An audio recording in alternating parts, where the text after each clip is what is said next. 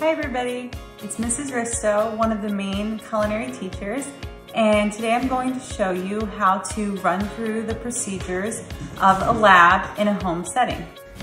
So I'm going to be working through our procedure checklist that you'll be expected to follow during labs at home.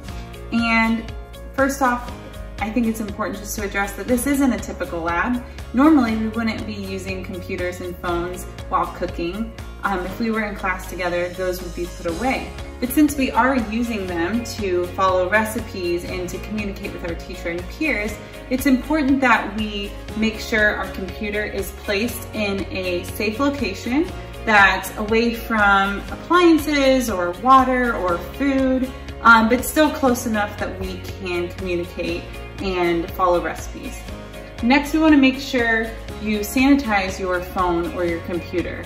And that sounds kind of funny, but we know that those devices that we use carry a lot of germs. So in some way, if you're able to wipe it down with maybe a Lysol wipe or even a damp washcloth with some light soap on it, something to help keep your area clean to make sure that we're all being safe and sanitary, that would be great.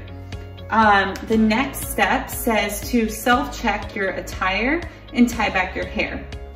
So in lab, we always say when we're in class together, you have your hair tied back. So if you have long hair, you tie it back so it's out of the way. We ask that you push back long sleeves and that you wear a lab coat when you are in class. Now, I don't expect you all to have lab coats. I brought mine home, so I have it. But an apron would work, or even if you don't have one, just make sure your sleeves are tied, your sleeves are pushed back, and you don't have any long dangling jewelry, anything that could be dangerous. I also have my hat. We wear hats in culinary class, chef's hats, or we have smaller hats for students. But this ensures that my hair is out of the way and not getting into food. Now I have checked my attire. I went ahead and placed my computer out of the way, but I can still see it, so it's not gonna get in the way of me cooking. And now it says on my checklist to go ahead and set up my dishwashing station. So in school, our dishwashing station probably looks a little bit different than yours does at home. But the bottom line is we want to make sure our dishes are clean and that we're being safe and sanitary. So a general rule is to work from left to right when you're setting up your station. I'll put my dirty dishes in the sink and I will wash them thoroughly, rinse them, and then place them to the right to be dry. If you have a dishwasher at home, that's great, you can do that too. At school, we do hand wash our dishes, so it's good to get into that habit. For setting up your dishwashing station, you also want to get out your towels and make sure you have dish soap and all those things that go along with dishwashing. So for washing dishes, we know that sponges are not the most sanitary, neither are like scrubbing brushes and things like that. The best thing that we use at school is a washcloth. So a good old washcloth is good because we can wash it when we're done. So I have a washcloth for washing. I also have a towel for drying, and I'll put that over here to the right. Now that my dishwashing station's set up, it's time to sanitize my work surface. So what you want to do with that is use any type of sanitizing spray you may have. You could also, in a home setting, use a washcloth with some dish soap on it. Anything we can do to help prevent the spread of bacteria. And we always want to sanitize our work surface at the beginning and end of lab. So what I'm going to do is on this towel, spray my sanitizing solution, and we'll pretend this is my work surface. This is where I'm going to be making my recipe. I will wipe it down thoroughly when I'm finished so that this towel doesn't get confused with another like drying towel for my dishes. I'll place this over top of the spray bottle and put it to the side until the end of lab when I need it again. For hand washing, our next step, I want to make sure my water is warm, and I'm on a warmest setting to help with germs. And then I'm going to pump my soap and scrub my hands in between fingers, remove jewelry if possible, and make sure I wash for 20 seconds up my wrists as well to get nice and clean. After it's been 20 seconds, then I can rinse. For drying our hands, we want to make sure we shut off our water. At school, we like to say use a paper towel and use the paper towel to shut off the water. At home, I understand if you don't use paper towel, but you want to make sure you're using a different towel than you would use for drying the dishes or for sanitizing your work surface. I'll use the same paper towel to open the trash can and dispose of the paper towel. So now I'm almost completely set up. The last step is to get out all of my ingredients that I will need for my recipe. And so to do that, you would look at your recipe that we shared with you online and get out everything you need before you begin. And then same with your equipment. We want to get out all of our equipment that we might need for the recipe. So to know what you'll need, you want to preview the recipe, read through the list of ingredients, read through the directions, make sure you have all of your equipment out and you have it organized in place.